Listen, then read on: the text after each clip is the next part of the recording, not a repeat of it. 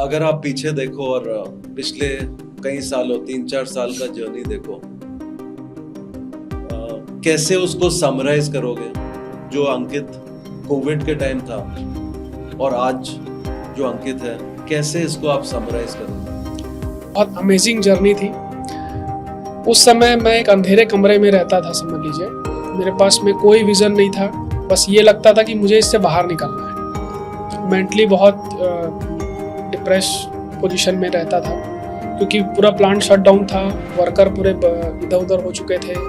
कुछ कंस्ट्रक्शन के प्रोजेक्ट्स थे जो मैं हैंडल नहीं कर पा रहा था क्योंकि लॉकडाउन लग चुका था। और ये सब चीज़ों के कारण मुझे एक रास्ता ही नहीं दिख रहा था कि मुझे अगर उन फिक्स कॉस्ट को कवर करना है तो भी मेरे पास में इनकम कहाँ से आएगी। ये वाली पोजीशन में थी। मेरे पास सारे मशीनरीज मेरी खड़ी हुई थी, सारे प्लांट मेरे बंद थे, माइनिंग पूरा बंद था। तो मेरे पास में इससे बाहर निकलने का बहुत छटपटाहट थी एक तरह से, जिस तरीके से था। तो मेरे लिए वो समय आज मैं याद करता हूँ तो मेरे को एक रियलिटी चेक मिलता है।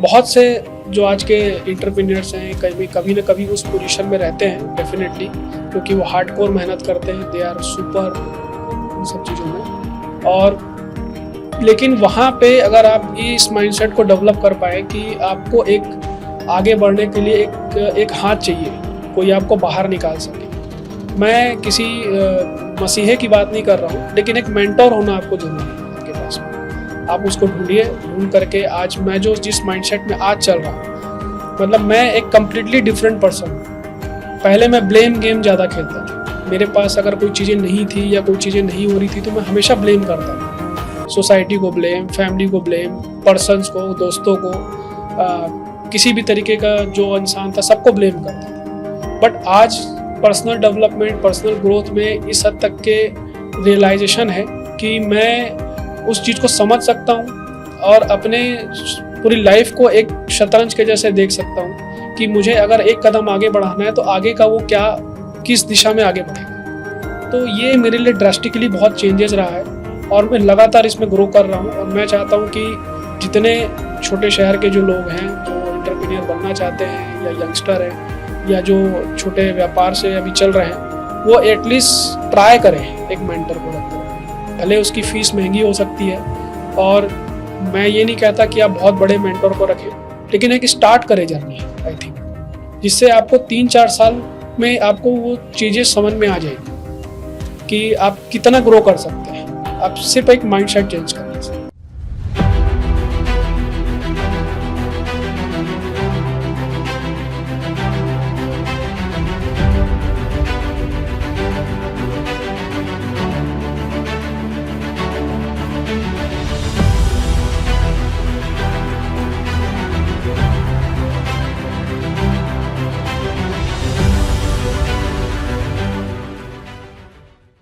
Welcome to 0 to 100 crore podcast series number 2। और आज मेरे गेस्ट स्पेशल हैं क्योंकि ये मेरे साथ 3 साल रहे हैं और ये एक फैमिली बिजनेस और मैन्युफैक्चरिंग बैकग्राउंड में है। इनका काम कंस्ट्रक्शन एग्रीगेट का है और कोविड के टाइम इनका प्लांट बंद हो चुका था। कोई ऑर्डर्स नहीं थे और कोई डायरेक्शन नहीं था, पर आज इनका प्लांट 100% कैपेसिटी में चल रहा है। आइए जानते हैं अंकित से कि कैसे उन्होंने अपना जर्नी 0 से लेके आज तक वो जर्नी लेके आए हैं। सो अंकित, कोविड से बहुत समय से आप गाइडेंस ढूंढ रहे हो, आप एक मेंटर ढूंढ रहे हो, आप एक साथी ढूंढ रहे हो जो आपको एक डायरेक्शन दे और उस डायरेक्शन में आपको लेके जाए, और ये खोज बहुत समय से आपका चल रहा है। तो आप किस चैलेंज में फंसे थे जिसका सलूशन आप ढूंढ रहे थे? एक्चुअल में अखिल, कोविड के बाद से सारी चीज़ें बहुत जल्दी क्रैश होनी शुरू हो गई थी। उसके पहले स्टेबिलिटी थी एक, बट उसके बाद में हमने ये महसूस किया कि सेल्स नहीं आ रही है और हमें मार्केट के लीड्स नहीं आ रहे हैं, ताकि जिसके कारण हमारा रेवेन्यू जनरेट नहीं हो रहा है। प्लस उसके कारण हम प्लांट की जो कैपेसिटी है या प्लांट का जो प्रोडक्शन है वो प्लान नहीं कर पा रहे हैं। तो हमें गवर्नमेंट के जो भी रूल्स रेगुलेशंस थे, उसके लिए जो भी मॉनेटरी फंड चाहिए था वो भी चाहिए था, अपने जो फिक्स्ड एक्सपेंसेस हैं उसको भी कवर करना ज़रूरी था। और इस सब चीज़ों के कारण हम एक ब्लैंक दिशा में आगे बढ़ रहे थे। तो हम लगातार उस चीज़ के लिए लिंक्डइन में या किसी न किसी सोशल मीडिया प्रोफाइल में हम प्लेटफॉर्म में ढूंढ रहे थे चीज़ों को। देन हमको सबसे ज़्यादा ज़रूरत थी सेल्स की और एक चीज़ों को स्ट्रेटजाइज करने की, ताकि सारे डिपार्टमेंट सारी चीज़ें को समझ करके हम एक गोल सेट कर सकें। ये हमारा बेसिक चीज़ें थी और इस कारण से हम लोगों ने काफ़ी ज़्यादा उस पे फोकस किया और फोकस करके हमने बहुत सी चीज़ों को सीखा जो ट्रेडिशनली हो रही थी, उसको ब्रेक किया और ब्रेक करने के बाद में हम आज इस जगह पे पहुंच पाए हैं उस चीज़ के लिए। ग्रेट। और ये बोला जाता है कि बिजनेस एक लोनली जर्नी है, और उस टाइम कोविड के टाइम आप अकेले ही अपने ये सब प्रॉब्लम सॉल्व कर रहे थे। यस। और जब पहली बार मैं आपको मिला था, आपने एक डिसीजन तुरंत लिया था। उस डिसीजन को आपने टाला नहीं था। और ये एक सबसे बड़ा चैलेंज एक बिजनेस ओनर का है कि वो अगर डिसीजंस टालते हैं तो पूरा ऑफ ट्रैक हो जाते हैं। यस। तो कैसे आपने एक तुरंत डिसीजन लिया कि मुझे इसी रास्ते में चलना है? एक्चुअल में जब मैंने आपसे मुलाकात करी और आपने मुझे इस जर्नी के बारे में समझाया, तब मुझे समझ में आया कि हम एक साइकिल में फंसे हुए हैं। वो साइकिल ये था कि हमारे पास में लीड्स नहीं थी, लीड्स के कारण सेल्स नहीं था, सेल्स नहीं होने के कारण रेवेन्यू नहीं था, रेवेन्यू के कारण हम अपने खर्चे उठा नहीं पा रहे थे और वो एक साइकिल बना हुआ था। फिर वो खर्चों के कारण हम लीड्स नहीं ला पा रहे थे। तो वो सारी चीज़ें एक साइकिल में लगातार बहुत लंबे समय से चल रही थी। तो हमें वो चीज़ को ब्रेक करना बहुत ज़रूरी था। तो मुझे ये जस्ट रियलाइज़ हुआ और मैंने क्विक डिसीजन ले करके आपका हाथ पकड़ा उस चीज़ के लिए कि हम अब इस साइकिल में हमको नहीं फंसना है। भले जो भी लगे हमारा, हमको जो भी एनर्जी उसमें देनी पड़े, जो भी सीखना पड़े, हम उसको सीखेंगे और सीख करके वो ट्रेडिशनल तरीके से जो बिज़नेस होता है, उसको क्लोज़ करके एक बड़ा एम्पायर खड़ा करेंगे। ये हमारा एक बेसिक सोच आ गई थी उस समय। और इन सब चीज़ों में जो भी आपका साथ मिला, जो भी आपका गाइडेंस मिला, उसके लिए बहुत-बहुत थैंक यू है आपका। Thank you so much. Right. और आपने जैसे बोला सीखने को बहुत कुछ मिला, और इम्प्लीमेंटेशन भी बहुत जरूरी है, क्योंकि आदमी सीख सकता है पर इम्प्लीमेंट अगर ना करे तो कुछ उसका बेनिफिट नहीं होगा। यस। और ये भी जरूरी है, इम्प्लीमेंट करने से पहले आपको सीखना पड़ेगा कि क्या इम्प्लीमेंट करना है। तो ये जो सीखने का और इम्प्लीमेंटेशन का जो तालमेल है, कितना इम्पोर्टेंट है हर एक बिजनेस ओनर के लिए?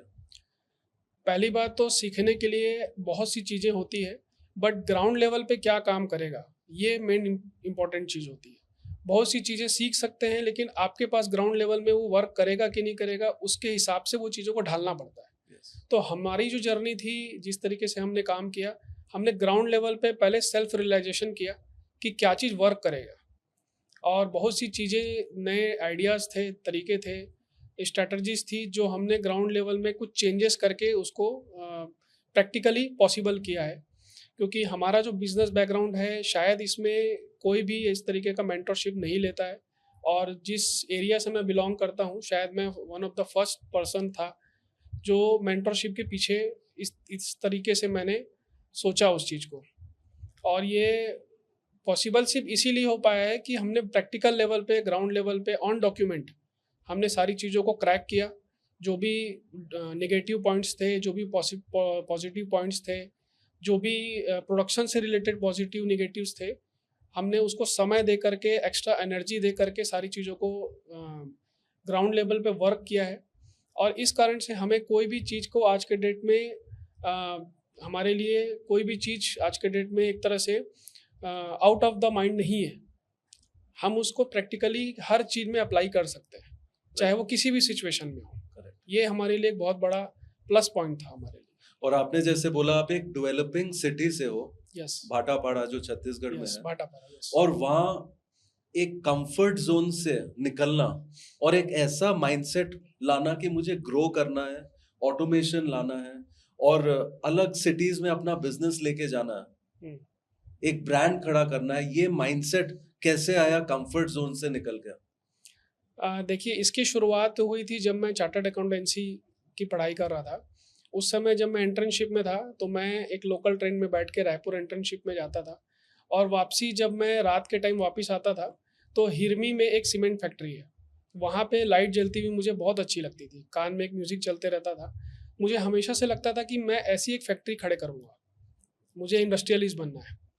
जब मेरे जो चार्टर्ड अकाउंटेंट थे जिनके पास मैंने इंटर्नशिप किया, तो उन्होंने फर्स्ट क्वेश्चन मेरे से ये किया था कि तुम सीए क्यों कर रहे हो? तो मैंने एक ही जवाब दिया था कि मुझे इंडस्ट्रियलिस्ट बनना है। मुझे वो बेसिक्स चीज़ें सीखनी है चार्टर्ड अकाउंटेंसी में जो मुझे इंडस्ट्रियलिस्ट बनने में काम आएगी, चाहे वो फंड रेजिंग हो, चाहे फाइनेंशियल के जो भी रिपोर्ट्स वगैरह हों वो सब। तो उसकी जर्नी वहाँ से स्टार्ट हुई थी और जो भी मैंने कंपनी का नाम रखा civil India infra project private limited, इसकी भी मुझे सोचने में, मुझे इस नाम को तैयार करने में एटलीस्ट 4 से 5 साल लगे। मैं चाहता था कि कोई ऐसी कंपनी हो जो इस डेवलपिंग भाटापारा से निकले और ओवरऑल पूरे इंडिया को रिप्रेजेंट करे, चाहे वो कंस्ट्रक्शन बैकग्राउंड में हो, कंस्ट्रक्शन बैकग्राउंड के कई सारे विंग्स में हो, चाहे वो इलेक्ट्रिकल कंस्ट्रक्शन हो या आपका मैकेनिकल्स में हो, सिविल में हो और एग्रीगेट प्रोडक्शन में हो या बिल्डिंग मटेरियल प्रोडक्शन लाइन में हो। तो इसकी जो शुरुआत वहाँ से हुई और जैसे जैसे मैंने आगे बढ़ा उस चीज़ के लिए, तो मुझे ये रियलाइज़ हुआ कि chartered accountancy it's okay, but मेरा जर्नी कोई और है।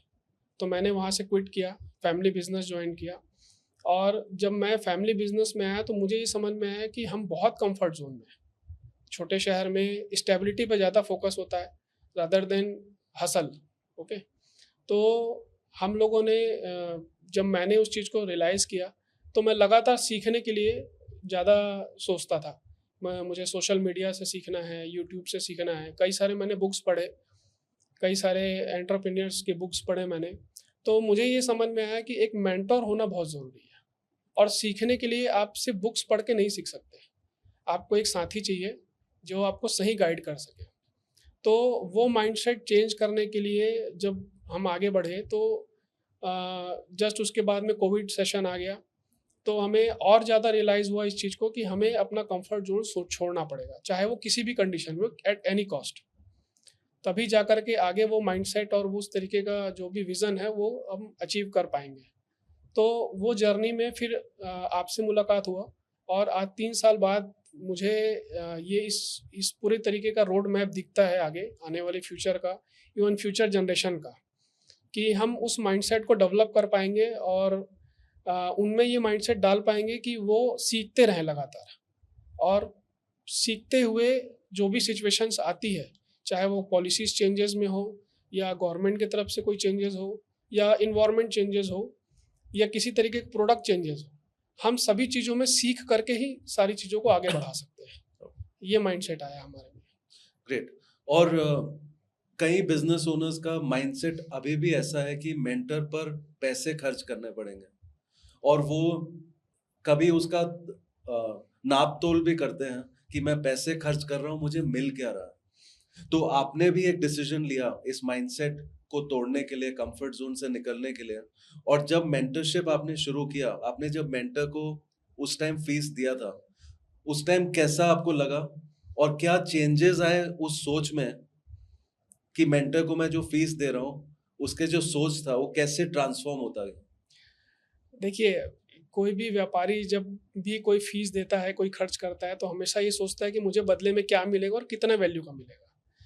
अब यहाँ पे जब मैंने फर्स्ट फीस दिया तो उस समय सबसे बड़ा सवाल था कि मुझे क्या लेना है आपसे, आप क्या देंगे वो अलग चीज़ हो गया, मुझे आपसे क्या लेना है और कितनी वैल्यू का लेना है।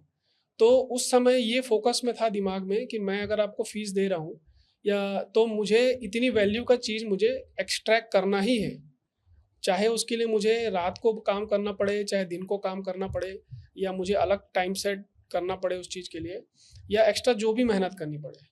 तो उससे फ़ायदा ये हुआ कि मुझे मॉनेटरी टर्म्स में तो उसका प्रॉफिट मिला ही मिला, साथ में एक मेंटलिटी डेवलप हो गई कि हमें सीखने के लिए अगर कोई फ़ीस दे रहे हैं तो वो हमारे ऊपर डिपेंड करता है कि हम कितना उससे वैल्यू निकाल सकते हैं।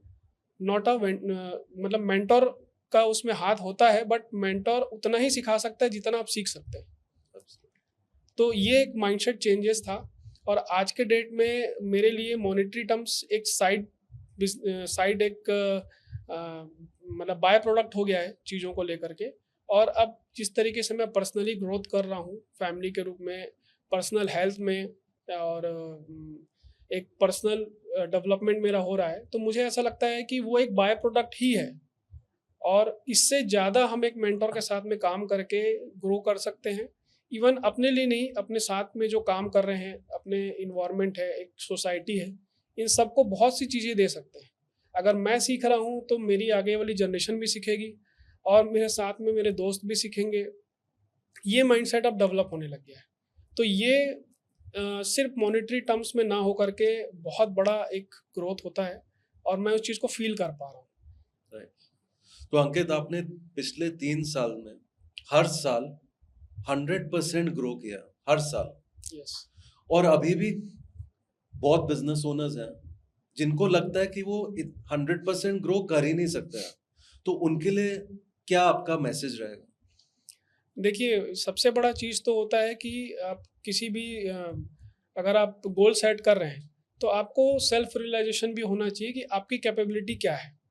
तो बहुत से जो हमारे साथ भी एक प्रॉब्लम था कि अगर हम एक अमाउंट का गोल सेट कर रहे हैं, तो हमारे पास वो प्रोडक्शन करने का, या हम उस प्रोडक्ट को उतना वैल्यू की प्रोडक्ट जनरेट करने के काबिल हैं कि नहीं है। तो हमने उस चीज़ के लिए ग्राउंड लेवल पे हमने वर्क किया उस चीज़ को, और ये रियलाइज़ किया कि जितना हमारा सेल हो रहा है, और उस हिसाब से हमको प्रोडक्शन प्लान करना पड़ेगा। और अगर हम प्लान नहीं कर पा रहे हैं, तो हमें कई सारे उसमें जॉइंट वेंचर्स करने पड़ेंगे, कई सारे कोलैबोरेशन करने पड़ेंगे, प्रोडक्ट्स ऐड करने पड़ेंगे जो हमारे सेल टारगेट को अचीव कर सकें, और उस हिसाब से हमारा मार्जिन तय होता है।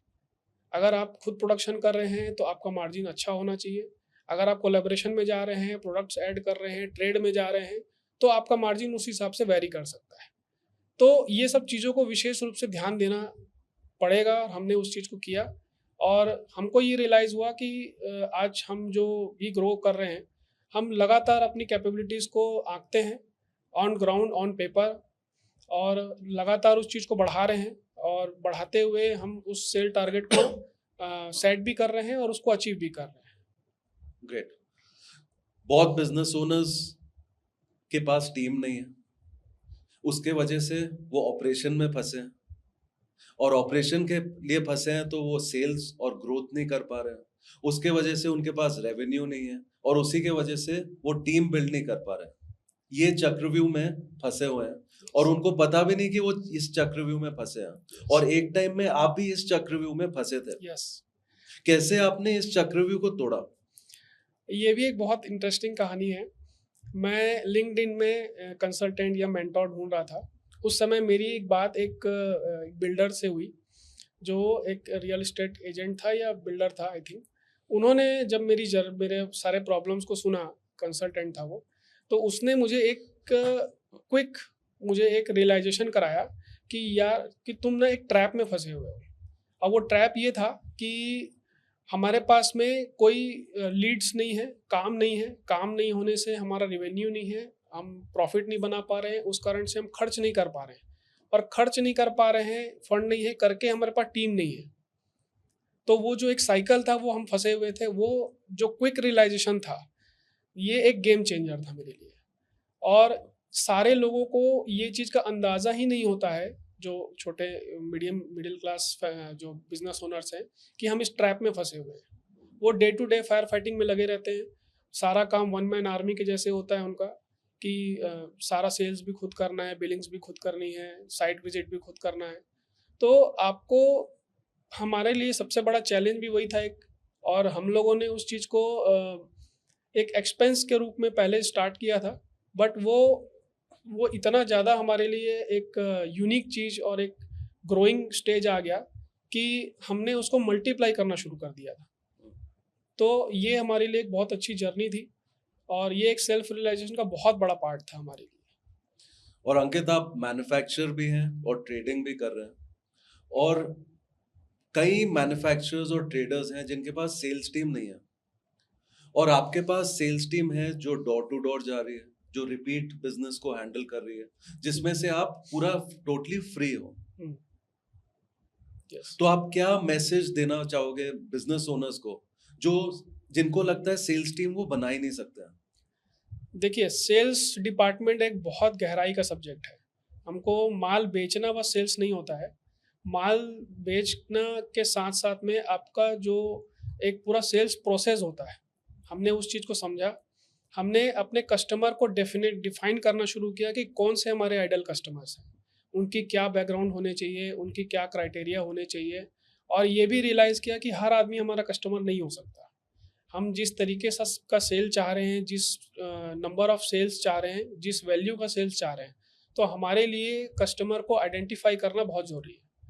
तो कस्टमर को आइडेंटिफाई करने से लेकर के आखिरी पेमेंट आने तक के, और उसको रिकरिंग कस्टमर के रूप में कन्वर्ट करने तक के, एक रिलेशनशिप बनाना, ये पूरा सेल्स डिपार्टमेंट का काम है। और सेल्स डिपार्टमेंट देखा जाए तो आपके पूरे बिजनेस की को रिप्रेजेंट करता है। अगर आपका सेल्स अच्छा है, दैट मीन्स आपका पूरा जो साइकिल है ये सही चल रहा है। कहीं पर भी अगर आप सेल्स लैक ऑफ कर रहे हैं या आप पीछे हैं सेल्स में, तो आपका डिपार्टमेंट कहीं ना कहीं वीक है या कहीं ना कहीं काम करने की ज़रूरत है, ये समझ में आता है। तो हम लोगों ने सेल्स को लेकर के काफ़ी ज़्यादा वर्क किया है, और आज भी उस चीज़ को लेकर के ऑन ग्राउंड हम काम कर रहे हैं। आपने पर्सनल डेवलपमेंट के बारे में बात किया, और पहले जो बिजनेस ओनर्स ये पॉडकास्ट देख रहे हैं, और मैं चाहता हूँ एक बिजनेस ओनर की तरफ से ये चीज आए कि एक बिजनेस ओनर के लिए पर्सनल डेवलपमेंट है क्या? देखिए, पर्सनल डेवलपमेंट मेरे हिसाब से बहुत यूनिक चीज़ है जो नहीं समझता आदमी। और मेरा हिसाब से जितना आदमी का पर्सनल डेवलपमेंट होता है, उसका बिजनेस उतना ही ग्रो करेगा। अदरवाइज वो वहीं स्टक होकर रह जाता है। दिक्कत ये होती है कि हम सीखना नहीं चाहते। हमको लगता है कि स्कूल कॉलेजेस या कोई डिग्री कर लेने से हमारा एक सीखने का जो दायरा है वो ख़त्म हो जाता है। जनरली एक सोसाइटी में ये एक चलन चला हुआ है।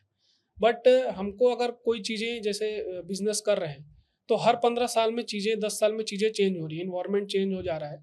तो हमको उस हिसाब से अपना एजुकेशन, अपना सीखने का तरीका बदलना पड़ेगा, और पर्सनल डेवलपमेंट में विशेष फोकस करना पड़ेगा। क्योंकि ये आपकी फैमिली मैटर भी बहुत होती है इसमें। आपका फैमिली का सपोर्ट, कई बार फैमिली सपोर्ट नहीं कर पाती, कई बार फैमिली एग्जॉस्टेड फील करती है। आप खुद 24 घंटे में से अगर आप 16 घंटे काम कर रहे हैं, तो फैमिली को ये लगता है कि आप फैमिली से अलग हो गए हैं। तो वहाँ पे आपका पर्सनल डेवलपमेंट काम आता है। आप उनको ये चीज़ रियलाइज़ करा सकते हो, आपको खुद को ये रियलाइजेशन होता है कि आप किस दिशा में आगे बढ़ रहे हैं। और पर्सनल डेवलपमेंट में आपको स्किल से ज़्यादा साथ-साथ आपको चीज़ों का जो एक सेंस है, वो फ़ील होना शुरू हो जाता है। आप किन तरीके के लोगों के साथ काम कर रहे हैं, आप किस तरीके के एनवायरनमेंट में काम करना चाहते हैं, ये आप चूज़ करते हैं। ये पर्सनल डेवलपमेंट के सबसे यूनिक चीज़ है। तो मुझे ऐसा लगता है कि पर्सनल डेवलपमेंट के बिना एक अच्छा बिजनेस मॉडल नहीं बनाया जा सकता। और ये बहुत ज़रूरी है कि आप एक अच्छा मेंटर लेकर के आपके पर्सनल ग्रोथ पे विशेष काम करें।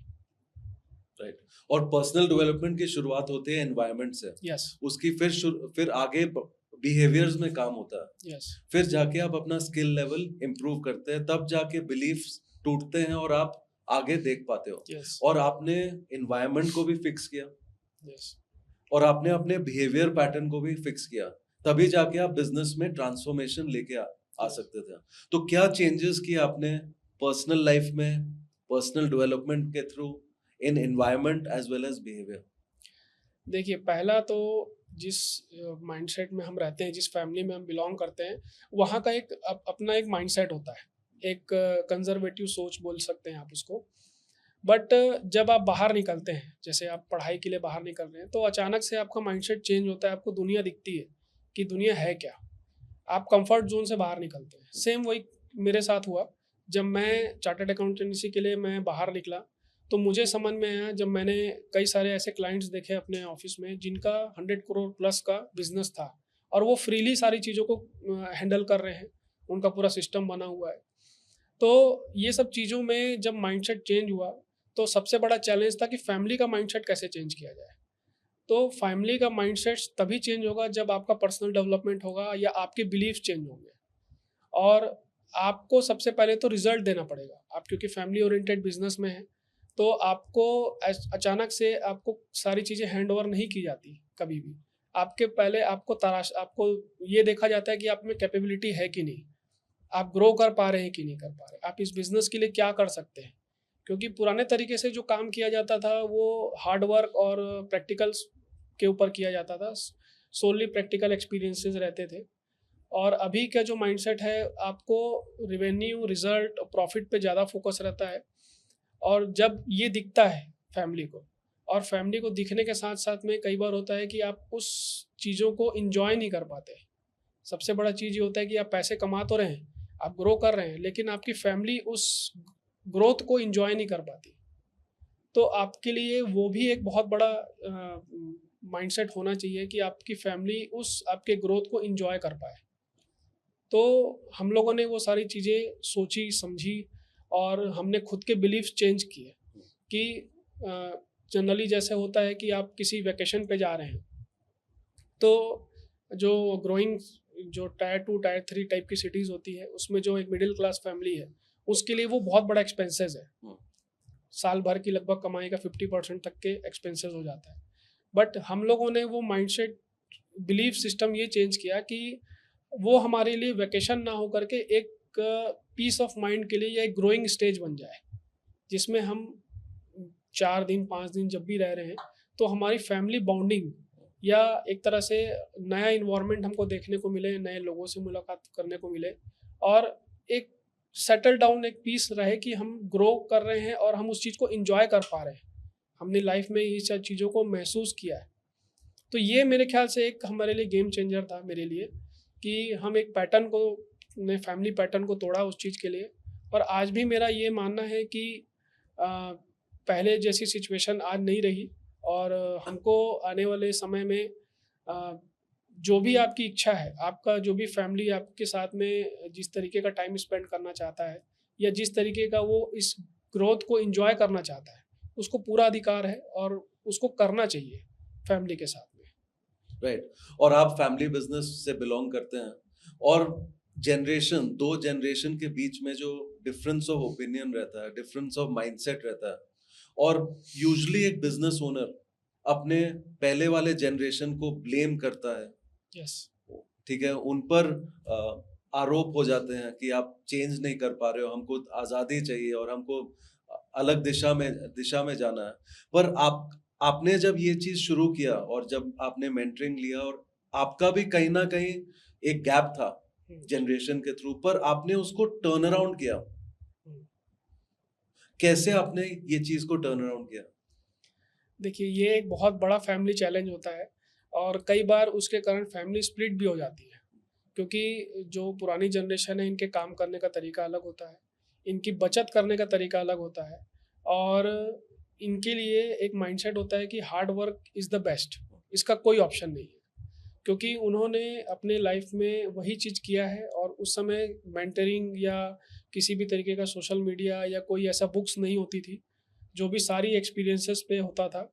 और वो एक्सपीरियंस दिन ब दिन आगे चल करके वो एक हार्ड रॉक बन जाता है, जिसको तोड़ पाना बहुत मुश्किल होता है। मेरे साथ भी ये प्रॉब्लम था, और हमने सबसे पहले वर्क किया रिजल्ट पे। हम लोगों ने ये सोचा कि ठीक है, हम उस चीज़ माइंडसेट को बाद में चेंज करेंगे, पहले एक रिजल्ट सामने आना चाहिए। तो हमने ट्रेडिंग शुरू किया। सबसे पहले एक प्रोडक्ट ऐड किया। हमने कोई प्रोडक्शन प्लान को चेंज नहीं किया, हमने किसी भी तरीके का कोई भी फाइनेंशियली चेंज नहीं किया। हमने सबसे पहले ट्रेड शुरू किया। ट्रेड शुरू करके प्रोडक्ट ऐड किए, ऐड करने के बाद में वहाँ से रिवेन्यू जनरेट करना शुरू किया, और वो रिवेन्यू से हमने जो भी हमारे एक्सपेंसेस थे, जो भी हम चेंजेस करना चाहते थे, वो हमने धीरे धीरे चेंजेस किए। हमने ये प्रूफ किया ऑन पेपर अपने फैमिली को कि हम इस चीज़ को जिस तरीके से सोचते हैं, ये ऑन डॉक्यूमेंट वर्क करता है।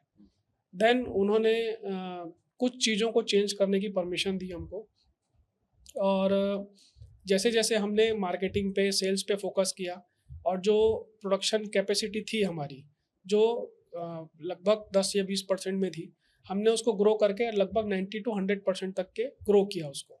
और आज हम 100% कैपेसिटी में काम करते हैं। लगातार हम अपनी कैपेबिलिटी बढ़ा रहे हैं, और इस चीज़ के लिए फैमिली भी सपोर्ट कर रही है, और फैमिली के साथ साथ में अब उनका भी धीरे धीरे माइंडसेट चेंज हुआ है। और इस तरीके से आई थिंक जनरेशनल जो एक बिजनेस होता है, उसको हैंडओवर लिया जाता है। कभी भी ये मुझे ऐसा लगता है कि हैंडओवर तभी नहीं किया जाता जब आपके ऊपर वो बिलीव ना हो। जिस तरीके से बिलीव्स चेंज होते हैं, आपको वो बिलीव्स चेंज करने के लिए प्रूफ की ज़रूरत होती है। तो अब हमने वो प्रूफ दिया आई थिंक, और अभी भी हम लगातार ग्रो कर रहे हैं। फैमिली सपोर्ट भी बहुत अच्छा है, और इसके डे बाय डे हम ये चाहते हैं कि हमारी जो नेक्स्ट जनरेशन है वो भी इस तरीके से बिलीव चेंज करे, और हो सकता है कि हमारा बिलीव भी एक हार्ड रॉक बन जाए, वो भी किसी तरीके का मेंटरशिप आपके थ्रू ले करके, और वो उस बिलीव सिस्टम को चेंज करे और आगे चल करके अपनी जर्नी को एंजॉय करे। एब्सोल्युटली, क्योंकि जो यंग जनरेशन है उनको लगता है कि जो प्रीवियस जनरेशन है वो गलत है, और जो प्रीवियस जनरेशन है उनको लगता है वही सही है।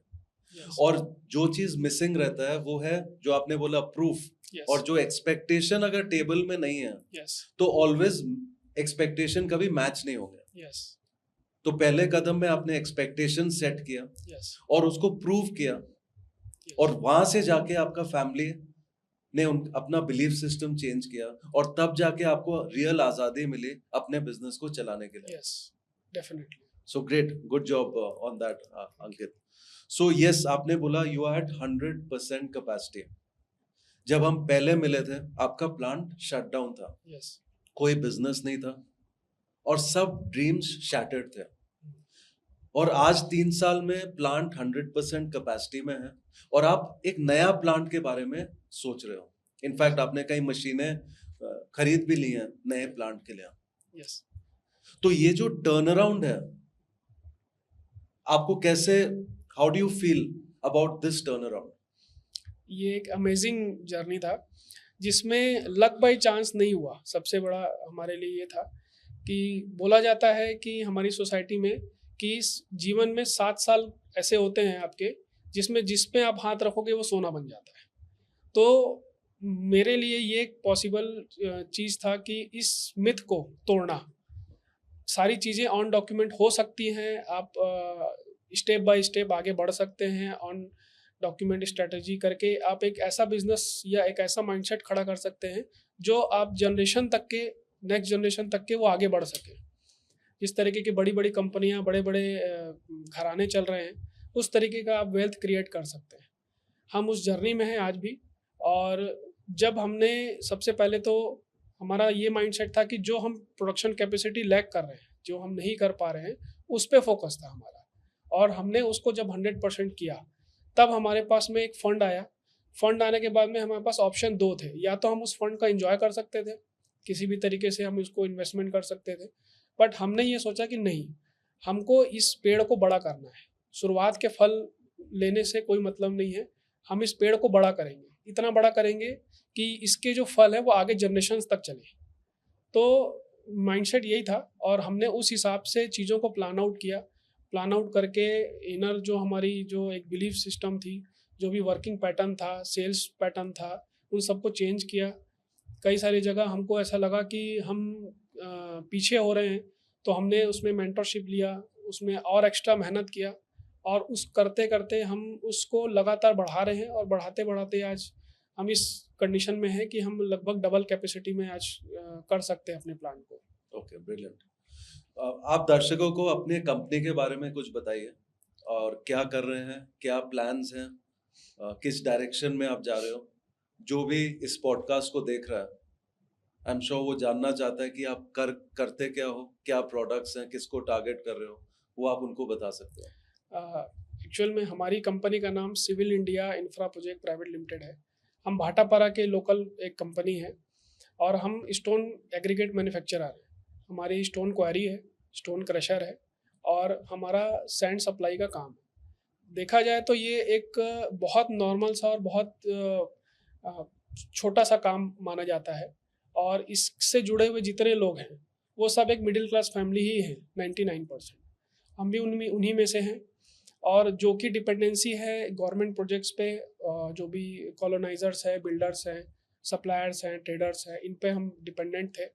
और हम लोग जो जिस तरीके से हम आज के डेट में उस चीज़ को रिफॉर्म कर रहे हैं, हमारे आगे की प्लानिंग है एम सैंड की। जिस तरीके से आज गवर्नमेंट रिवर सैंड को थोड़ा सा प्रमोट कम कर रही है, और इन्वायरमेंटल थोड़ा सा प्रॉब्लम्स आ रहे हैं उस चक्कर में, तो जिस तरीके से मेट्रो सिटीज़ में एम सैंड या एम प्लास्टर सैंड जो मैन्युफैक्चरिंग होती है और सप्लाई जिस तरीके से होती है उनका यूज़ होता है, हमारा फोकस आगे चल कर के उसमें है।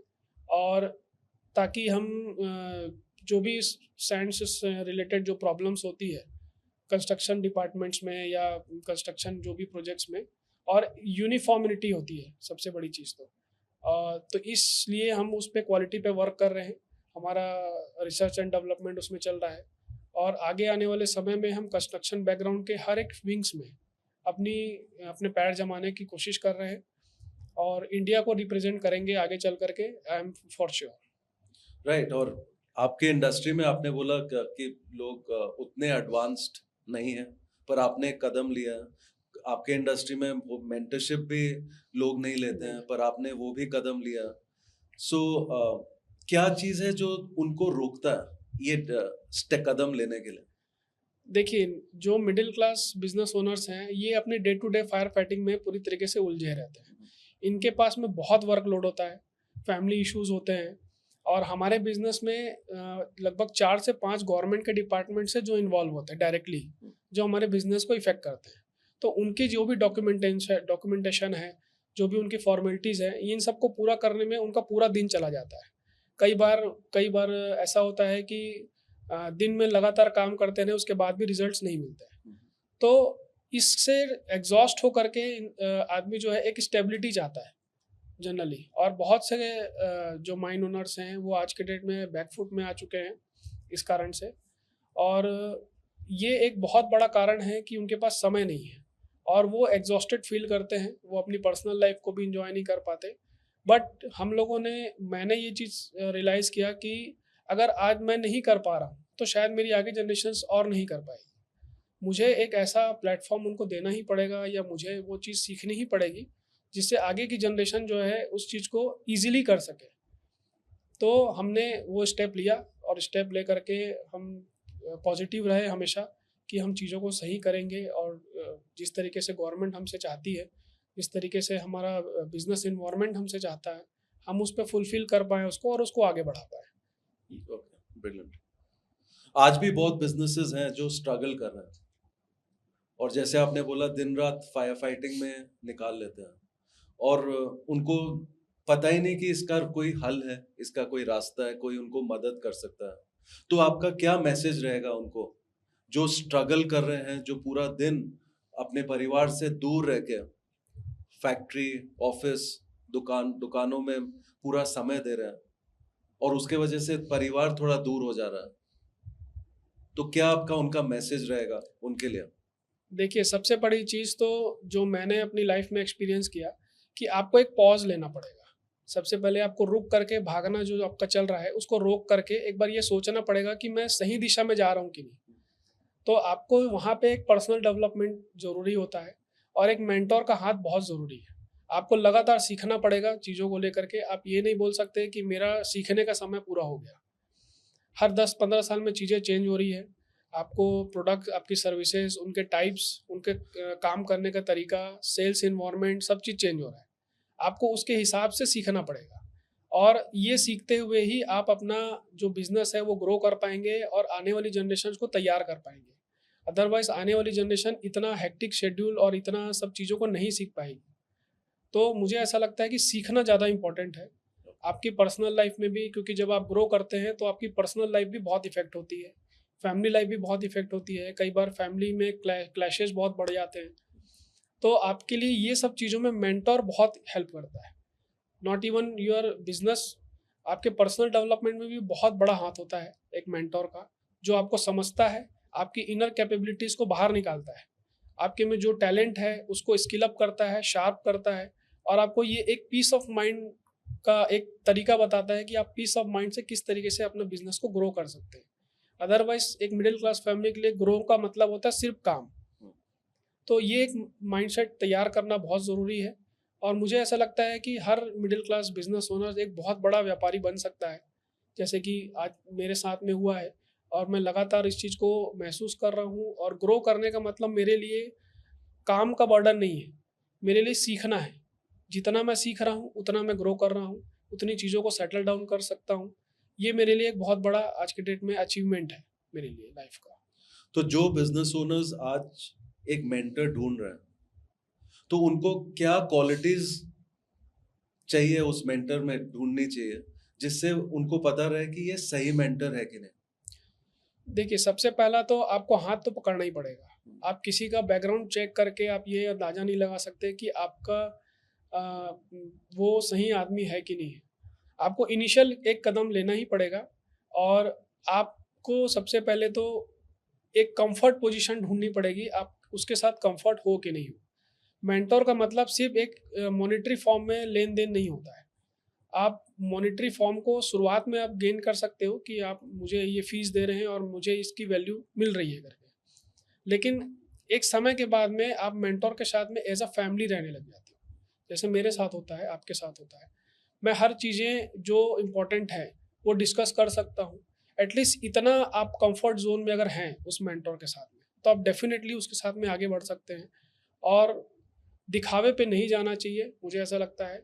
कई बार होता ये है कि आप मारुति 800 ले रहे हैं, उसकी सर्विस कॉस्ट, मेंटेनेंस कॉस्ट कम रहती है और आप एक मर्सिडीज़ चला रहे हैं, उसकी मेंटेनेंस कॉस्ट हाई रहती है। तो चूज़ आपको करना है कि आप आल्टो चलाना चाहते हैं या मर्सिडीज़ चलाना चाहते हैं।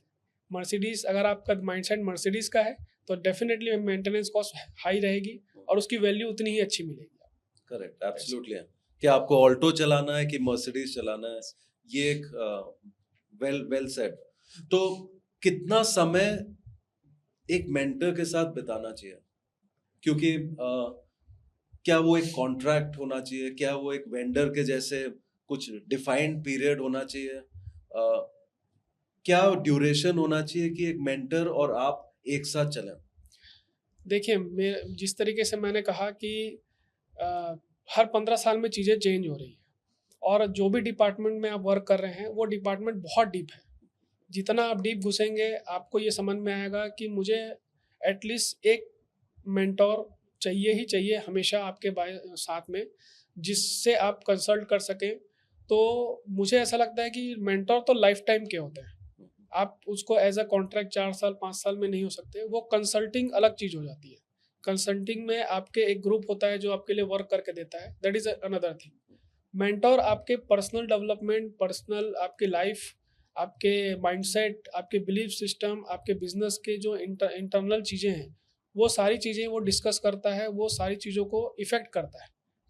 तो जब तक आपका बिजनेस है, जब तक आप हो या आपकी जनरेशन है, आई थिंक एक मेंटरशिप, एक मेंटर होना ही चाहिए अच्छा।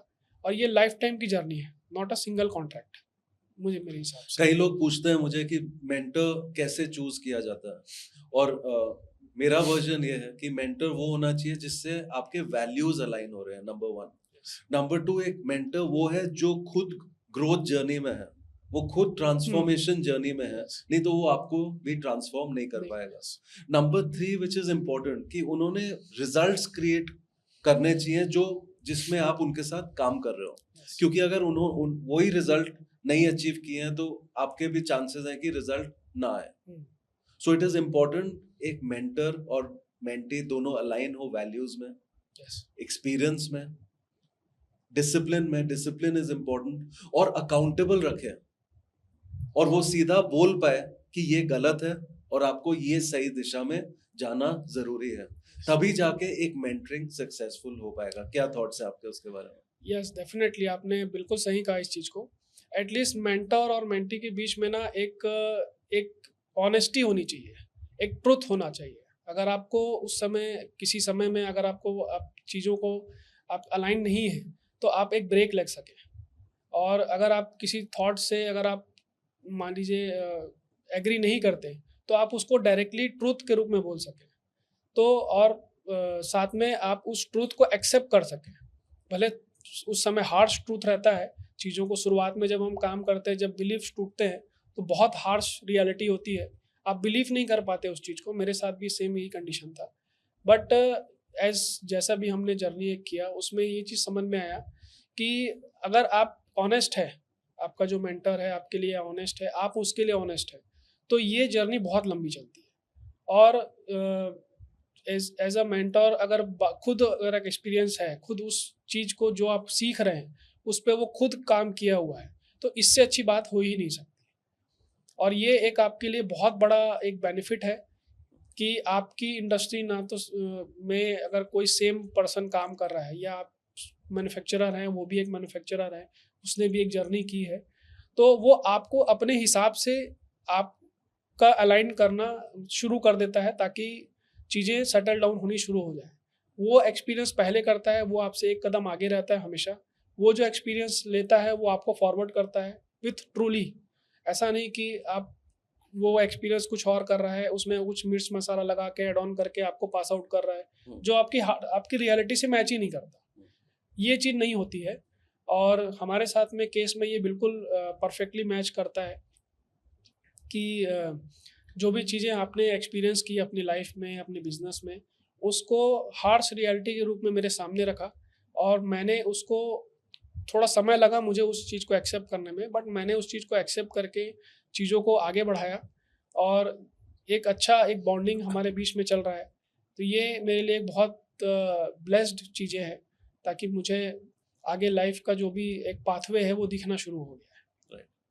और बिजनेस में एक बिजनेस ओनर के जो चैलेंजेस हैं वो कभी अपने फैमिली के साथ भी डिस्कस कभी कभी नहीं कर सकते हैं। यस, या आप अपने फादर के साथ, पेरेंट्स के साथ, अपने इमीडिएट फैमिली के साथ डिस्कस नहीं कर सकते हैं। और वहाँ एक चैलेंज आता है कि हेल्प कौन करेगा आपको। अगर आप किसी को अपनी प्रॉब्लम नहीं बता पाओगे, कभी आप दोस्तों को नहीं बता सकते अपने चैलेंजेस क्या हैं, यस, तो तब जाके आपको किसी की जरूरत पड़ती है कि कोई आपको सुन ले। तो वो सुनना कितना इंपॉर्टेंट है एक बिजनेस ओनर के लिए। देखिए ये तो एक बहुत ही गेम चेंजर है क्योंकि आपकी फैमिली, आपकी वाइफ या आपके फ्रेंड्स सिर्फ उतना ही सुनेंगे जितना उनको अच्छा लगेगा और ये एक हार्श रियलिटी है। आपके बिजनेस का जो भी प्रॉब्लम है उसका सॉल्यूशन सिर्फ और सिर्फ एक सिस्टम में है, स्ट्रेटजीज में है, प्लान्स में है, आइडियाज़ में है। और आपको अगर मान लीजिए आप फैमिली के साथ में वो चीज़ डिस्कस करते हैं तो हमेशा एक बैकफायर होता है वो कि यार तुम इतना नहीं कर पा रहे हो या तुम इसको हैंडल नहीं कर पा रहे हो तो आगे ग्रोथ के बारे में क्यों सोचते हो। ये हार्श रियलिटी है और इसी चीज़ के लिए एक मेंटर का होना ज़रूरी है जो आपके बिजनेस को और उसके इन्वायरमेंट को अच्छे से अडॉप्ट कर सके और उसको समझ सके और आपको समझा सके।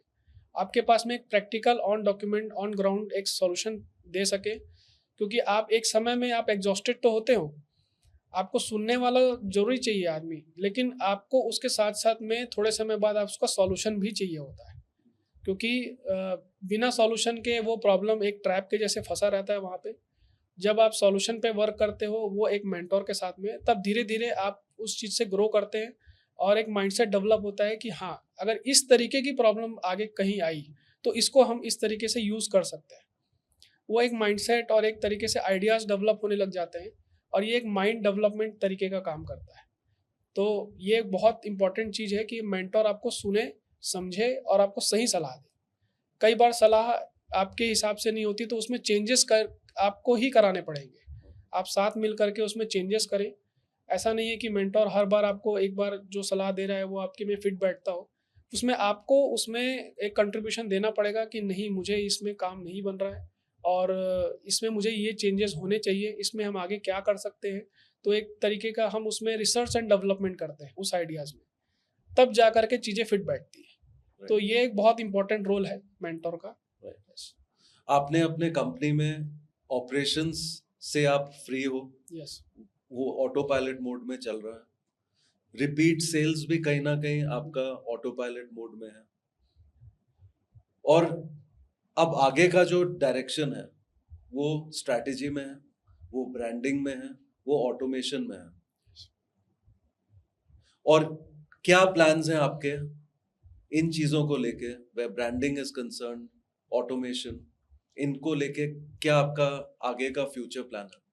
देखिए हमारे लिए एक तो प्रैक्टिकल चीज़ थी कि हमारे पास एक स्टेबिलिटी आनी चाहिए। हम आज वो स्टेबिलिटी में है, हमारे पास रिपीट सेल्स है, हमारे पास में एक ऑटोमेशन में एक प्रोडक्शन लाइन है, ऑपरेशंस भी हमारा ऑटोमेटेड है। और अब हम जो है एक नया जो एरिया हमने सेलेक्ट किया है उस एरिया में हम फोकस कर रहे हैं ताकि ग्रो कर सकें और उसमें हमने जो नए प्रोडक्ट्स ऐड करने हैं उस पर हमने R&D करना शुरू कर दिया है। अब उन प्रोडक्ट्स के लिए हमें एक ब्रांडिंग की ज़रूरत है ताकि जो एक ब्रांड के रूप में एक रिप्रेजेंट कर सके चीज़ों को, और वो एक ब्रांड ऐसा हो कि वो एक रिलायबिलिटी और एक कंसिस्टेंसी क्वालिटी प्रोड्यूस करे। तो हम अभी ब्रांडिंग में विशेष ध्यान दे रहे हैं, मार्केटिंग में विशेष ध्यान दे रहे हैं, ताकि हम एक ऐसा ब्रांड क्रिएट कर सकें जो एक भले एक छोटे शहर से निकला हो, लेकिन वो उसकी ग्लोबल इमेज आ जाए। भले वो आज नहीं है, लेकिन आने वाले सालों में डेफिनेटली ये चीज़ हो सकता है। और मैं उस चीज़ के लिए बहुत ज़्यादा मेहनत भी कर रहे हैं, हमारी पूरी टीम मेहनत कर रही है, सारे जो मार्केटिंग के हैं हमारे वो भी मेहनत कर रहे हैं, और जो भी हमारे साथ में आज इन्वॉल्व हैं हमारे ऑपरेशंस में, उन सभी का बहुत बहुत थैंक यू है, जिसके कारण आज हम इस स्टेज में पहुँचे हैं। ये सबकी मेहनत है, मेरी मेहनत नहीं है। मैंने उनको सिर्फ दिशा दी है, और उस दिशा में मेंटोर का हाथ पकड़ के हम धीरे धीरे आगे बढ़ रहे हैं, ग्रो कर रहे हैं, और आगे चल करके हम एक अच्छा ब्रांड इस्टेब्लिश कर सकते हैं, मुझे ऐसा लगता है। आज आप बिल्डर्स के साथ काम कर रहे हो, आरएमसी प्लांट के साथ काम कर रहे हो, और ये माना जाता है कि आपका जो यूएसपी है फिक्स्ड रेट, चाहे तूफान आ जाए आप अपना रेट चेंज नहीं करते, क्योंकि एक बार आपने जो कमिटमेंट कर दी उसको आप तोड़ते नहीं हो। और जो सप्लाई आप इमीडिएट कर देते हो, चाहे कितने भी बुरे हालात हो मार्केट में, पर आपका डिलीवरी कभी फेल नहीं करता, और यही चीज आपको स्टैंड आउट कराता है पूरे इंडस्ट्री में। तो कितना इंपॉर्टेंट ये रोल है, और आपके वैल्यूज और आपका यूएसपी कितना इंपॉर्टेंट है हर एक बिल्डर और आरएमसी प्लांट के लिए? देखिए, जो उनका वर्किंग पैटर्न है उस पे कॉस्ट उनकी बहुत मायने रखती है, और कॉस्ट जो है, अगर मान लीजिए प्रोडक्शन उनका बंद होता है या किसी भी तरीके का रेट में इन्फ्लेक्शन, अप्स एंड डाउन्स आते हैं, क्योंकि ये मार्केट ऐसा है कि जैसा आप शॉर्टेज क्रिएट कर रहे हैं या मार्केट में शॉर्टेज आता है, तो वो रेट ऑटोमेटिकली सारे प्लांट्स या मैन्युफैक्चरर्स बढ़ाने लग जाते हैं। तो इससे जो बिल्डर्स हैं, आरएमसी ओनर्स हैं, इनको बहुत ज़्यादा लॉस होता है, क्योंकि इनके फिक्स्ड कमिटमेंट्स होते हैं, इनके पास में जो परचेज ऑर्डर्स होते हैं वो फिक्स होते हैं। मार्केट प्राइस में अगर कोई अप्स एंड डाउन्स हो रहे हैं तो इनको बहुत बड़ा लॉस हो जाता है, और ये हम लोगों ने खुद भी रियलाइज़ किया, और हमने अपने प्रोडक्शन कॉस्ट को फिक्स करने के लिए जितना तरीके से हम मैनेज कर सकते हैं वो सब चीज़ों को मैनेज किया। हमने बड़ी प्रोडक्शन लाइन डाली, हमने माइनिंग के तरीके बदले कुछ चीज़ों के, ताकि प्रोडक्शन कॉस्ट जो है हमारी लगभग सेम रहे, बहुत ज़्यादा फ्लेक्सिबिलिटी ना रहे। और हमारा मेन फोकस रहा है कमिटमेंट में, कि हमारे जो कस्टमर हैं इनको हमारे कारण से लॉस नहीं होना चाहिए, एक विन विन सिचुएशन होनी चाहिए। अगर हम उनसे 2 पैसे कमा रहे हैं तो वो भी हमसे 4 पैसे कमाएं, ये हमारा माइंडसेट रहा है शुरू से। और सप्लाई का बात अगर करें तो सप्लाई चेन डेवलप करना एक पर्सनली बहुत मुश्किल काम है।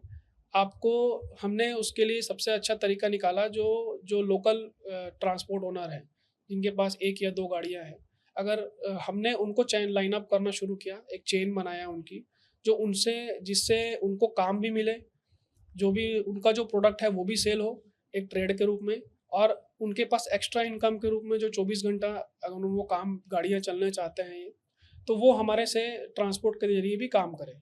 उनके पास एक फिक्स रेवेन्यू आता है, उनके जो इंस्टॉलमेंट है वो सही पे होते हैं, उनके पास में सारे खर्चे, एक फिक्स रूट होता है, सारी चीज़ें फिक्स्ड होती है, तो उनको किसी भी तरीके का ऑपरेशंस में प्रॉब्लम नहीं आती है। तो एक विन विन सिचुएशन है, जिससे मेरे को लगता है कि सभी लोगों का फ़ायदा हो रहा है, चाहे वो आरएमसी ओनर जो कस्टमर है वो हैं, जो हमारे सप्लाई चेन जो ट्रांसपोर्टर है वो है, और हम लोग जिस तरीके से वर्क कर रहे हैं, तो हमारे साथ में जितने लोग काम कर रहे हैं डायरेक्टली या इनडायरेक्टली, सभी के लिए ये विन विन सिचुएशन है। तो अभी जो आपने सिस्टम सेट किया, अब आप एक नए सिटी में इसी को डुप्लीकेट कर रहे हो। यस, और यही फायदा एक सिस्टम का है। यस, और डुप्लीकेट करना आसान है, पर एक सिस्टम एस्टैब्लिश करना मुश्किल है। यस। पर आपने ये सिस्टम इम्प्लीमेंट भी किया, अब आप उसको डुप्लीकेट कर रहे हो।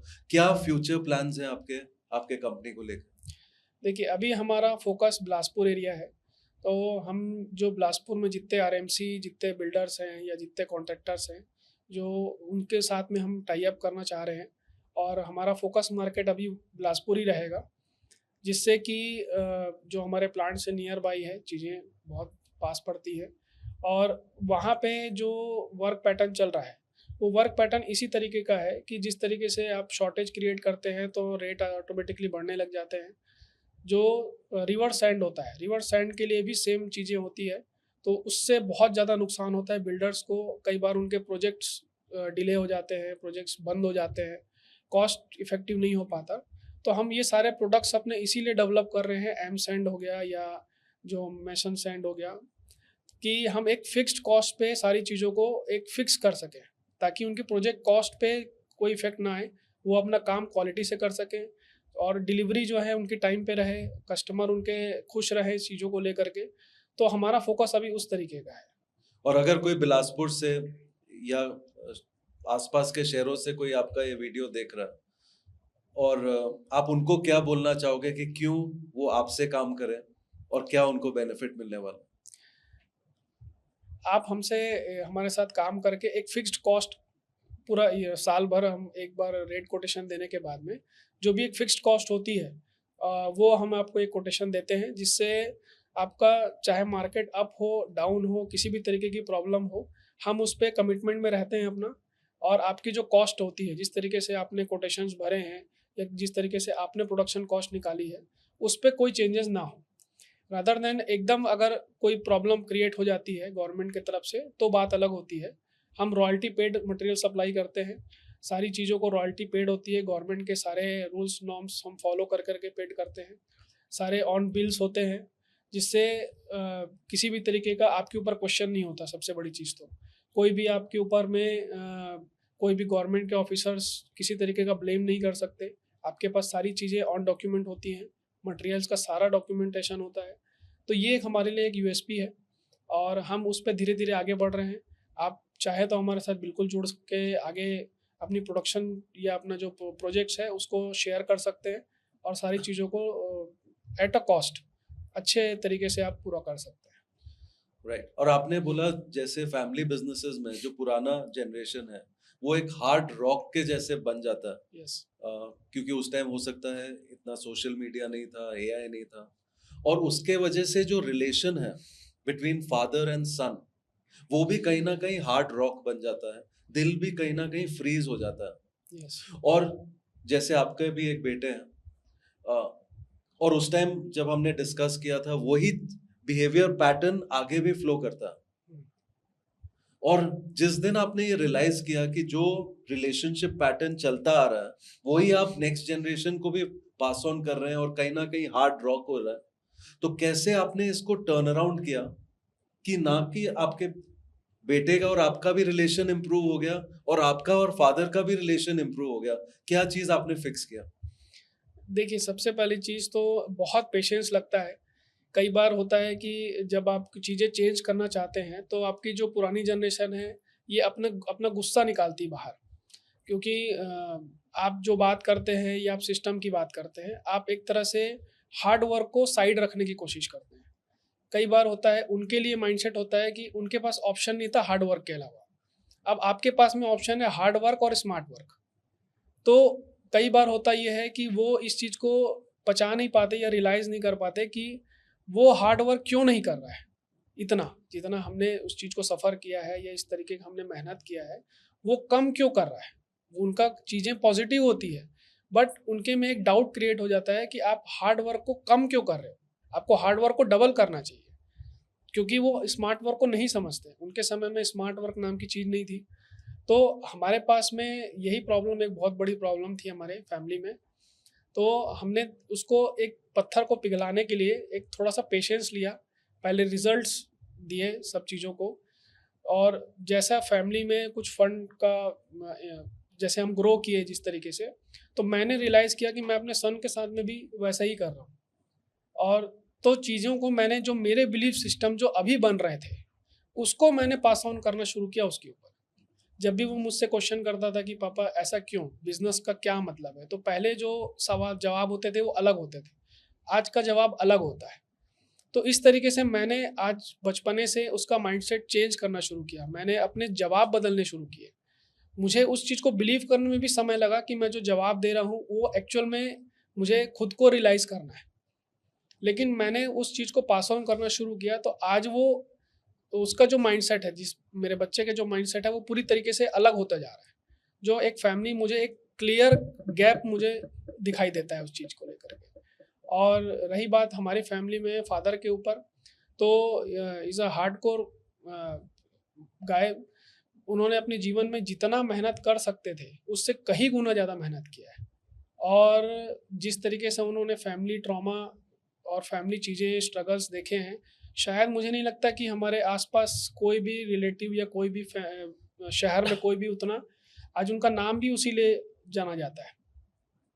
तो डेफिनेटली चीज़ें उनके लिए एक फिक्स्ड हो गई थी, उनका एक माइंडसेट था और धीरे धीरे वो चीज़ें सॉर्ट आउट हो रही है। एक फैमिली के हिसाब से हम बहुत अच्छी चीज़ों में हम इन्वॉल्व हो रहे हैं, बहुत अच्छा ग्रो कर रहे हैं साथ में और उस ग्रोथ को एंजॉय कर रहे हैं। भले धीरे धीरे चीज़ें हो रही है, पत्थर एक बार में नहीं पिघलते हैं और हो सकता है कि वो पत्थर का स्वरूप बदल जाए। हम पत्थर को पिघला करके मूव नहीं कर सकते, लेकिन उसका स्वरूप बदल सकते हैं। तो एटलीस्ट वो शार्पनेस और वो उस तरीके का वो चीज़ें हो रही हैं उनके साथ में और धीरे धीरे बहुत अच्छी एक बॉन्डिंग होते जा रही है फैमिली की। और इस तरीके से हमने धीरे धीरे करके उस पत्थर को नए चीज़ों में तराशना शुरू किया है। ये पत्थर को पिघलाना अपने आप में एक आर्ट है और बहुत फैमिली रन बिजनेसेस को ये लॉजिक समझ भी ना आए और कई बिजनेसेस टूट जाते हैं, वो पत्थर टूट जाता है यस, अगर सही तरह से पिघलाया ना जाए। पर आपने जिस हिसाब से उसको मोल्ड किया, फैमिली को जो वापस यूनाइट किया, यस इट्स अ प्रोसेस, ये रातों रात नहीं हो होता, सकता। बट आपने वो प्रोसेस अपनाया और आप उस दिशा में लगे हुए हो और आज आपका जो बेटा है वो आपके साथ, आपके पेरेंट्स के साथ एक साथ खुशी से रह सकता है। This is true value and true and result of any business owner कि वो चाहता है कि फैमिली जुड़कर रहे यस, और सब खुश रहे, तभी मेहनत का फल दिखता है। अब मैं आपके सन के बारे में बात करना चाहता हूँ। जैसे एजुकेशन की बात करें, कल को उसको भी बिजनेस सीखना है और यूजुअल ट्रेंड ये रहता है कि एमबीए में भेजना चाहिए, सर्टिफिकेट मिलता है एमबीए का। आपको क्या लगता है, एमबीए और उसका सर्टिफिकेट इंपॉर्टेंट है या प्रैक्टिकल लर्निंग जरूरी है एक यंग बिजनेस ओनर के लिए या एक यंग स्टूडेंट के लिए जो बिजनेस में आना चाहता है? देखिए, मुझे ये बोलने में थोड़ा सा ऑड लगेगा, बट सुनने वालों को भी थोड़ा ऑड लगेगा, लेकिन एमबीए की जो डिग्री होती है ये सिर्फ शादी तक काम आती है ना। एक अच्छा आपके पास सर्टिफिकेट होता है ताकि आप अच्छा पैकेज ले सको, लेकिन उसके बाद की लाइफ आप खुद रियलाइज़ करते हैं कि आप जिस जगह पे हैं वहाँ शायद आप उस जगह के लिए नहीं बने। तो मुझे ऐसा लगता है कि आपको एक पॉज लेकर के डेफिनेटली आपको एक स्टेबिलिटी चाहिए। बट मैं अगर अपने बच्चे की बात करूं तो क्योंकि मेरे पास एक समय था, मेरे पास एक रियलाइजेशन था कि मैं आगे अपना माइंडसेट चेंज कर सकूं, उसका बिलीफ चेंज कर सकूं, तो मैं चाहूँगा कि वो एक अपना प्रोजेक्ट जो वो करना चाहता है, जिस भी फील्ड में वो काम करना चाहता है, उस फील्ड में एक मेंटोर हायर करे, मेंटोर के साथ में हाथ पकड़ करके आगे ग्रो करे, ताकि उसको भले सर्टिफिकेट ना मिले उस चीज़ का, लेकिन वो आगे चल करके उसके दिमाग में वो माइंडसेट एक बैठ जाए कि मुझे आगे काम कैसे करना है, एक सोसाइटी के लिए काम कैसे करना है। क्योंकि एमबीए आपको सोसाइटी के लिए काम करना नहीं सिखाता, आपको अपने लिए काम करना सिखाता है या किसी बिजनेस के लिए काम करना सिखाता है। आप खुद को डेवलप करेंगे तो जा करके आप एक अच्छा एक इन्वायरमेंट क्रिएट कर सकते हैं, फैमिली के लिए भी, सोसाइटी के लिए भी, अपने देश के लिए भी। आप उसकी हर एक पैनी के लिए आप एक सहयोग कर सकते हैं कि आपके आसपास के लोग किस तरीके से ग्रो कर सकते हैं। जब आपके पास में वो माइंडसेट आता है तब आप लोगों की केयर करने लग जाते हैं। आप अपने वर्कर की भी केयर करते हैं कि उसका इंश्योरेंस नहीं है, उसकी फैमिली सफ़र कर सकती है, या आप उसको एक अच्छा घर चाहिए, या आप उसको किस तरीके से आप उसको फंडिंग कर सकते हैं। ये माइंडसेट आपको एक मेंटोर में ही आ सकता है। एक एमबीए आपको ये माइंडसेट नहीं दे सकता, उसके लिए आपको अलग काम करना पड़ेगा और वो पीरियड जो रहता है काफ़ी लंबा होता है। और जिस एज में आप हैं उस एज में आपको प्रैक्टिकली चीज़ें ज़्यादा सूट करती हैं। आप उस समय एनर्जाइज रहते हैं, जो यंगस्टर है वो एनर्जाइज रहते हैं। इस समय बहुत चांसेस रहते हैं कि वो दिशा से भटक जाए, तो एक अच्छा मेंटोर उनको एक लाइन पे रखता है और उसको डे टू डे उनके साथ में अकाउंटेबिलिटी रख करके उसको डिसिप्लिन करता है। तो मुझे ऐसा लगता है कि यंगस्टर्स को डिसिप्लिन होना ज़्यादा ज़रूरी है, ना कि एमबीए में जा करके। वो उनकी चॉइस है, वो चाहें तो बिल्कुल जा सकते हैं, बट मुझे ऐसा लगता है कि एक लाइफ अच्छी करने के लिए एक अच्छा मेंटर होना जरूरी है, चाहे आप लाइफ के किसी भी फील्ड में हो। इवन अगर आपको डॉक्टर बनना है, इंजीनियर बनना है, तो एक आप अच्छा इंजीनियर कैसे बन सकते हैं, उसके लिए भी आपको एक मेंटर होना ही चाहिए। तो आपने पिछले 3 साल में अपना प्रॉफिट कई गुना मल्टीप्लाई किया। तो जो लोग ये पॉडकास्ट देख रहे हैं और वो चाह रहे हैं कि वो भी अपना प्रॉफिट ग्रो करें, क्या आप उनको बता सकते हो कि आपने कितना परसेंटेज उसको मल्टीप्लाई किया? एक्चुअल में देखा जाए तो लगभग हमने 100% ग्रोथ किया है। तो इसका कारण भी बहुत बड़ा था। एक सिस्टम था कारण, जिस चीज़ के लिए मैंने मार्केट को पहले समझा इस चीज़ से कि जब भी सेम प्रोडक्ट के जो मांग कम होती है, तो जनरली मैन्युफैक्चरर क्या है, अपना मार्जिन कम करने लग जाते हैं, और जिससे क्या है वो प्रोडक्ट का पूरा मार्केट क्रैश कर जाता है और सब सफ़र करने लग जाते हैं। तो हमारे लिए एक बड़ा चैलेंज था ये। तो हमने एक नया मार्केट ढूंढना शुरू किया। नया मार्केट ढूंढ करके हमने अपने टर्म्स में, जिसके फिक्स टर्म्स हों, सही तरीके से काम होता हो, जहाँ पे प्रॉपर डॉक्यूमेंट ऑन डॉक्यूमेंट सारी चीज़ें हो लेन देन का, हमने वो चीज़ें प्लान आउट करी, सेल्स प्रोसेस डिफाइन किया, जिससे कि हमारे पास में मार्जिन, जो हम डिज़ायर्ड मार्जिन था, उससे उसके आसपास रहने में हम सफल रहे उस चीज़ के लिए। तो उससे हुआ ये कि कॉन्फिडेंस आया कि हम ग्रो कर रहे हैं, तो बट हमारा मार्जिन जो है एक सेफ साइड है, क्योंकि बिना मार्जिन के आप कभी भी आगे कोई भी ऐसी अनहोनी होती है, मान लीजिए कोई आपका कस्टमर डिफ़ॉल्ट कर जाता है, तो आपके पास बिना मार्जिन के आप पूरा पूरा एक पीछे आ जाते हैं, 2 कदम पीछे आ जाते हैं, आपका बिजनेस, आपका फंडिंग पूरा पूरा क्रैश हो जाता है। तो यस, मार्जिन बहुत ज़रूरी है, और हमने पहले तो यही सेल्स के प्रोसेस को डिफ़ाइन करके अपने मार्जिन को एक तरह से स्टेबल किया। और मुझे ऐसा लगता है कि जो छोटे ओनर्स हैं, उनको इस चीज़ पे विशेष ध्यान देना चाहिए कि अगर आपका मार्केट वो नहीं है, तो आपको नया मार्केट ढूँढना पड़ेगा। एक ब्लू ओशन बोल सकते हैं, जिसको ब्लू ओशन स्ट्रैटेजी बोला जाता है। तो उस तरीके से आप काम करें, जिससे आप प्रोडक्ट की कॉस्ट फिक्स कर सके, अपना मार्जिन एक ठीक-ठाक मार्जिन आप निकाल सकते हैं, और उसका धीरे-धीरे उस पे ग्रो कर सकते हैं। अब एक रैपिड फायर खेलते हैं अंकित। मैं आपसे एक क्वेश्चन पूछूंगा और जो शब्द और आंसर तुरंत दिमाग में आता है, प्लीज आप मुझे बोलिएगा। सबसे पहले एक वर्ड जो आपका ये जर्नी को डिफाइन करे। अमेजिंग। एक हैबिट जो हर एक एंटरप्रेन्योर को चेंज करना चाहिए। सीखने की आदत। एब्सोल्युटली, सीखने की आदत। सबसे बड़ा लेसन आपका इस 3 सालों में? माइंडसेट चेंज करना, बिलीफ सिस्टम चेंज करना। क्या आपने एक चीज करना बंद किया जब से आप ये सिस्टम्स इंप्लीमेंट करने लग गए? Day to day fire fighting. एक शब्द में मेंटर का इंपॉर्टेंस? Just like Krishna. एक वर्ड में ऑटोमेशन का importance? Automation is the key to success, key to grow. अगर आपको marketing, sales, operation, team building, finance, R&D, management, एक डिपार्टमेंट से ऑटोमेशन शुरू करना हो, कौन सा डिपार्टमेंट पकड़ोगे? प्रोडक्शन। और आज के डेट में जहां आप हो, नेक्स्ट कौन सा डिपार्टमेंट सेट करने वाले? Sales, absolutely. Thank you Ankit for sharing your journey of transformation. और मेरा पूरा यकीन है कि जो भी ये पॉडकास्ट देख रहा है, जो भी यंगस्टर देख रहा है, जो भी बिजनेस ओनर अपने 30s में है, या जो अपना जर्नी शुरू कर रहा है, वो आपके स्टोरी से प्रभावित होगा, और हो सकता है आपके साथ टच में भी आ सकते हैं, क्योंकि आप भी कईयों को ट्रांसफॉर्म भी कर सकते हैं।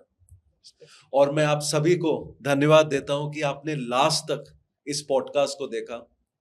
जैसे अंकित ने बोला, हार्ड वर्क, स्मार्ट वर्क, और उसके बाद दिल से हार्ड वर्क भी बहुत जरूरी है।